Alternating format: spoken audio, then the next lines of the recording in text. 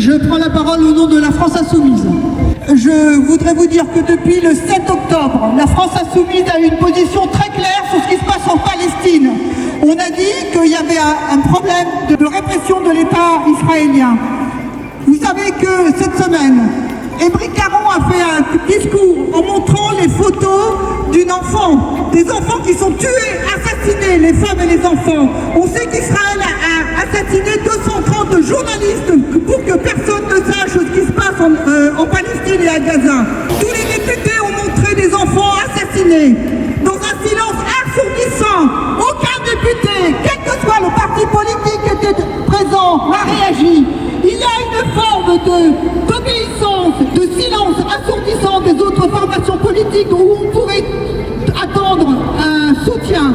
Maintenant, Macron parle de reconnaissance de l'État de Palestine. C'est un peu tard. Vu l'état de Gaza, c'est un peu tard.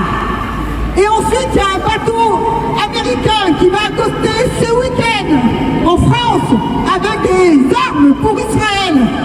Nous demandons que ce bateau n'accoste pas, parce que ça veut dire qu'on est complice en envoyant des armes en Israël. Je vous demande de soutenir.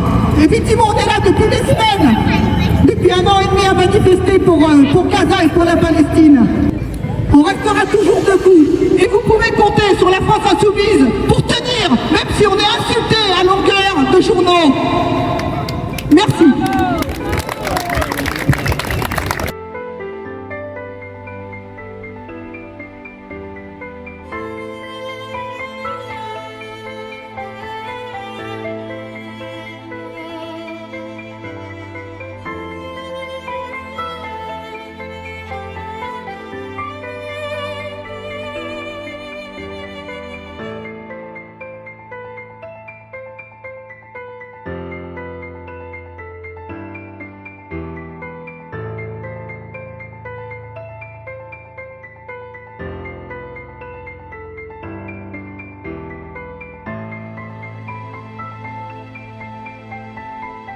Ce qui se passe à Gaza est une honte absolue. On ne cesse de le répéter avec notre groupe depuis 1 an et demi. On vient encore de se faire traiter d'antisémite par un représentant du gouvernement, alors que la seule chose que nous faisons depuis 1 an et demi, c'est de dénoncer le calvaire que subissent les Palestiniens en dehors de tout respect du droit international. Est-ce qu'on a entendu parler de droit international aujourd'hui dans la réponse du ministre? Absolument pas. Le droit international, la France est en train de l'enterrer à Gaza. Et c'est une honte pour notre pays, un déshonneur, une marque qui restera extrêmement longtemps sur notre pays. Et ce gouvernement-là en est responsable. Vous connaissez très bien le règlement de l'Assemblée, vous savez que vous n'avez pas le droit de les montrer, ces photos? Il y a un règlement pour moi qui est largement supérieur au règlement de l'Assemblée nationale et qui devrait tous nous obliger. C'est précisément le droit international. Gaza était jusqu'à présent un ghetto où les Palestiniens sont assassinés par les armes, la faim et l'absence de soins. Gaza est en train de devenir un camp de concentration où le niveau de barbarie déployé par l'armée israélienne est tel qu'on doit énoncer des à peu près pour décrire le bilan du génocide en cours. Tous les jours, des enfants palestiniens sont brûlés, écrasés, démembrés, décapités, abattus d'une balle dans la tête, amputés sans anesthésie, emprisonnés.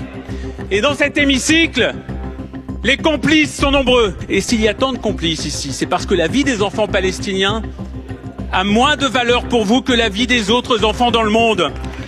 Pour vous, ce ne sont que des à peu près.